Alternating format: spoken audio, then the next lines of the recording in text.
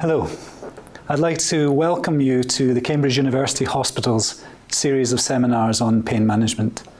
My name is Mark Abrams and I'm the Director of Pain Services at Addenbrooke's Hospital in Cambridge. You're about to gain access to our series of pain management presentations that we hope will allow you to manage your pain much more effectively, to regain control over your pain condition and start to improve your quality of life despite your pain. Some of you may already be thinking, the last thing I want to do is to talk about my pain condition, especially to another patronising doctor who doesn't understand what my pain is about. Before you fast forward, I urge you to stop for a second. I want to take a few minutes to explain why we think that the pain management seminars and presentations are so important and why we think that they'll help you with your pain. These seminars have been developed over a number of years using the best available evidence of what works with treating chronic pain. They're honed through our experience of treating the tens of thousands of patients who travel through the Addenbrooke's pain service. We spend a lot of time focusing on the pain management techniques, and we spend a lot of time because we know that they work. They are effective. And we hope that they'll be effective for you. But some of you may be expecting a treatment for your pain and hope that the treatment may reduce down your pain or even cure your pain, and that's fantastic. And we hope that we'll be able to provide you with such a treatment. But the reality is that for a lot of you, treatments that are effective in reducing your pain simply don't exist. The medications that we use in chronic pain conditions for some patients are extremely effective, but unfortunately for other patients, their pain is simply insensitive to the types of medications that are available at the moment. The medications simply don't work for your pain condition, or your body is so sensitive to the side effects that you're unable to tolerate the medications and it's not worth taking them. In addition, there are some very good treatments available for certain types of chronic pain conditions, certain specific problems. But for a lot of you, the treatments may not be effective for your pain condition as well. And we need to rely on other strategies to help you manage your pain condition.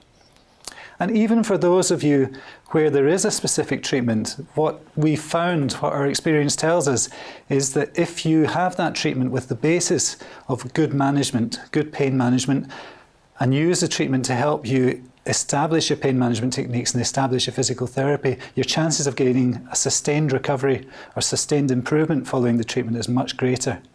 In fact, we believe this so strongly that we think of treatments like medications and treatments like injections as being a tool to enable you to progress with your pain management strategies and with your physical therapy.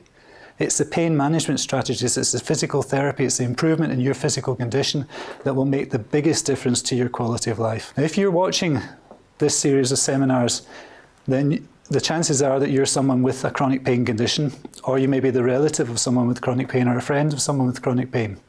And I think the first thing I have to say to you is that you're not alone.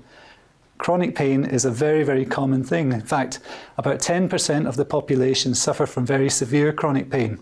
The incidence of chronic pain increases as we get older, and it's so common that, in fact, having pain is probably a normal part of the aging process. Of course, not everyone has pain that's so severe that it affects the quality of life in the way that your pain does. In many ways, the key is in the name. Chronic pain is chronic. It doesn't go away. And you may be searching for a cure or hoping that your pain condition will go away. For many of you, that's not the case. Your chronic pain is part of you, and it will remain part of you perhaps for the rest of your life. In many respects, you can think of it in a similar way to other chronic illnesses such as diabetes. If you're very unfortunate to develop diabetes, you know there's probably not a cure for it at the moment, although you hope that there may be a cure in the future. But until that cure comes, the management is normally to control the condition. You control your diet, you take medications, you lose weight. You do everything you can to keep control of the condition so that the condition doesn't affect your quality of life, so you can carry on with a normal life. And more importantly, by controlling the condition, you prevent complications from occurring in the future. And that's exactly how we feel that you should be thinking about your pain condition. It's something that's going to be with you for a very long time. If you control it, if you manage it effectively, it needn't affect your quality of life in the way that it is doing at the moment. When we think of pain, We normally think in terms of acute pain conditions. So acute pain conditions are pain that you would have after an injury, for example, after a broken wrist or after a surgical operation. And in those circumstances, the pain is a very, very important part of our body's response to an injury. It's a warning signal. It tells us that we've suffered damage, and our body's response to that is to try to protect the area and keep it still. And we continue to keep it still and protect it until the pain goes away, once the healing process has happened. In chronic pain conditions, unfortunately, that relationship between the pain that we experience and any underlying injury or damage no longer exists. We experience the pain, but the damage has either long since been healed, or the pain is as a result of damage to the pain nervous system rather than any damage to the tissues itself. So for example, the pain that we experience in osteoarthritic joints, like a hip joint or a knee joint, is caused by damage to the cartilage, and that damage happened a long time ago. The pain is caused by pressure of the cartilage on the nerves in the joint. For some of you, your pain may be caused by damage to the nervous system itself. So for example, in pain conditions that come after surgery or after an injury, often the pain nerves themselves or the pain nervous system has been damaged by the injury, and those pain nerves become more sensitive than normal. They trigger off and give you pain sensations, even though there's no longer any damage, or the damage has healed a long time ago. The pain can also be affected by changes in the way that our brain controls the pain signals. Our brain is able to alter those nerve pathways. It can cause the pain signals to increase or magnify, and it can also dampen down the pain signals and stop the pain from getting to the brain. So as an example of this, you may have heard of a story of the soldier who in the heat of battle has been shot, but he continues to fight. He doesn't realise that he's hurt. And the reason he can do that is because the pain signals have been dampened down by the nervous system. But the opposite thing can happen as well. Your nervous system can actually increase or magnify the pain sensations coming from an area of your body. As an example of this, if you've ever had a terrible headache, you might notice that even sounds of people talking can be intensely painful. I'm not saying that the pain is in your head. The pain that you experience is very real. These are structural changes in your nervous system. There are physical changes that are causing this. But what I am saying is that the pain is no longer a useful signal to you. It no longer represents any underlying injury or any underlying damage. I'll say that again. It no longer represents any underlying injury or any underlying damage. And this is really important, really essential that you understand this. Because our brains can modulate the pain signal, because our brains are able to magnify the pain signal or dampen it down, the way that we feel about our pain can actually make a difference to the amount of pain that we experience. If you associate your pain with something terrible happening inside your body or something frightening, so for example, you feel that your spine is crumbling or that there's something snapping inside you, then it'll be much, much more difficult for your brain to dampen down the pain signals. It's much more difficult for you to ignore the pain or to allow the pain to subside. You might wonder how we are able to give advice to patients about their pain.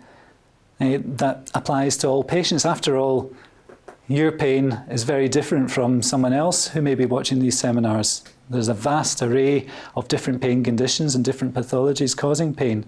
And how can we encompass all of those pathologies in the seminars? Your pain is unique. We can't see your pain. We can't feel your pain.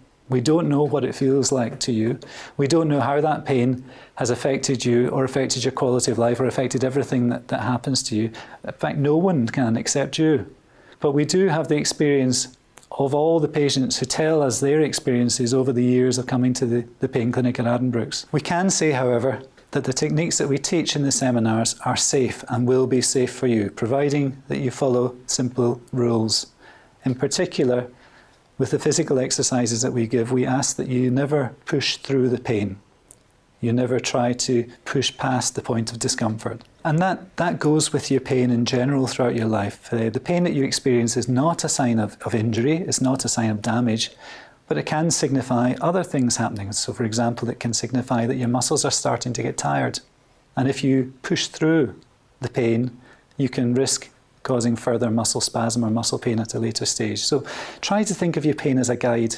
It's there to help you. It's not telling you that you're hurting yourself or you're damaging yourself, but it is telling you maybe it's time to hold off with that exercise, or maybe it's time to change position before it becomes too sore. We can also say that although your pain is unique to you, and the cause of your pain is unique to you, your body's response to having pain is not unique. It's something that's universal with all of us. Our body's response to pain is naturally to try to protect the injured area. So when I break my wrist, it becomes sore and I protect it. I keep it still. I try not to move it.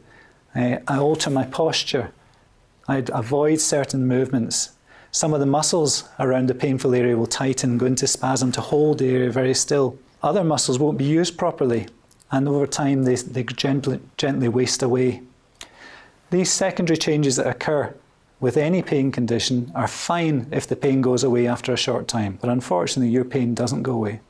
It's been there for a long time, and the longer it goes on, the more that these secondary changes to your posture, to your muscle use, to the way that you do things become habits.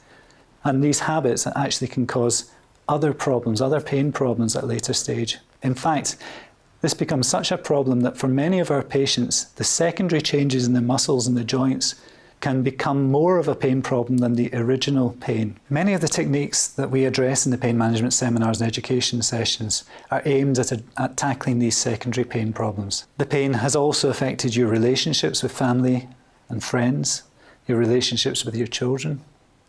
The pain can be very frightening. It's not controlled. It's unpredictable. Your pain condition can also be very frightening. It's unpredictable. You have no control over your pain. In fact, in many cases, the pain controls everything that you do. We hope to teach you that your pain is something that can be controlled, that you can predict, that you can manage your life despite the pain, and not only that, but improve your life despite the pain. And some of the changes, and particularly the secondary changes that we're talking about, are potentially reversible for many of you. So although you've got your pain condition, you can increase your ability to do normal day-to-day activities. You can increase your quality of life. You can increase your ability to be the person that you want to be the person that you used to be before you had your pain. We hope that we're going to be able to help you to achieve those goals. However, it's not going to be easy. Some of these changes have had a long time to progress, sometimes decades, and they're not going to get better overnight. The techniques that we give you, particularly the physical therapy techniques, will take a long time to improve, and they require consistency. And they require consistency over a long period of time. That takes a great deal of self-discipline. But we'll give you lots of support in your journey to try to improve your quality of life, to try to improve your management of your pain. Your pain condition is very much a part of you, and it has altered the way that you feel about yourself and the way that other people feel about you. The thought or the prospect of taking that part of you away can sometimes be a very frightening prospect to most people. You'll be given support throughout this process by the members of our pain team. It's not going to be easy, but we hope that we'll help you progress and regain control over your pain. Don't worry if you get things wrong. It would be very unusual if you didn't suffer from frequent setbacks. It happens to everyone. But we will help you with the setbacks. We'll give you some strategies to be able to deal with them and get back on your feet and get things moving again. And we have confidence that you can improve your quality of life, that you can improve your life despite your pain and regain control over your pain. There's a phrase that we use quite a lot in the pain clinic. It's be patient with yourself. And we urge you to be patient. Good luck.